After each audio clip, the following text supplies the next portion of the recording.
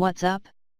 More than any other ancient society, except Rome, the Greeks kept very accurate records about their daily life.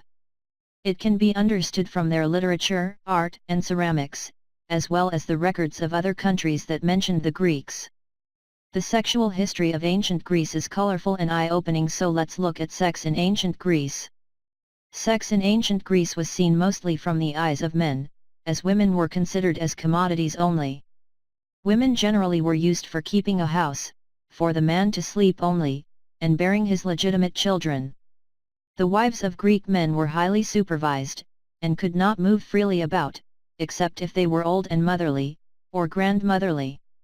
Sex with wives was intended for children only, and thus performed in bed, and usually in some modified missionary position.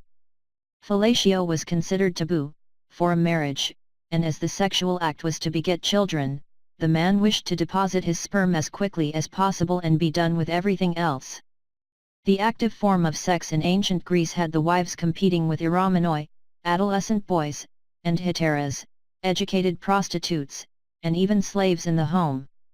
It appears that homosexuality, pederasty, sex with young boys, was the regular sexual choice for the men.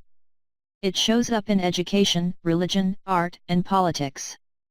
Also, Greek men were fond of prostitution, with all kinds available, from street girls to temple prostitutes, for very high fees.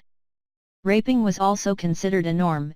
Even in Greek religion, Zeus was seen to rape many women, such as Leda, a swan, Danae, Alcmene, and boys such as Ganymede. Due to the high rate of homosexual relationships, always an older man with a young boy, i.e. pederasty, non-conventional sex flourished, and still to today, as custom relates. The older man would have his young lover, but the young boy would feel no love or desire for the older man, as his sexual object.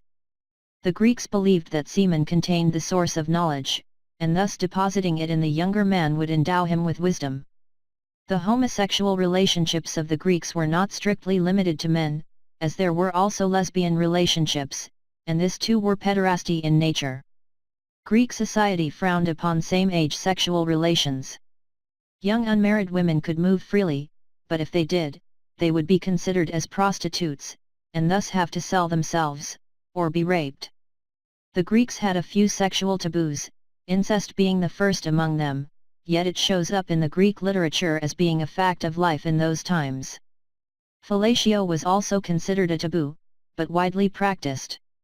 It was said that a man would normally have to beat his partner, young boy lover or prostitute, prior to the act, as a sort of Greek foreplay, to get the fellatio to be performed.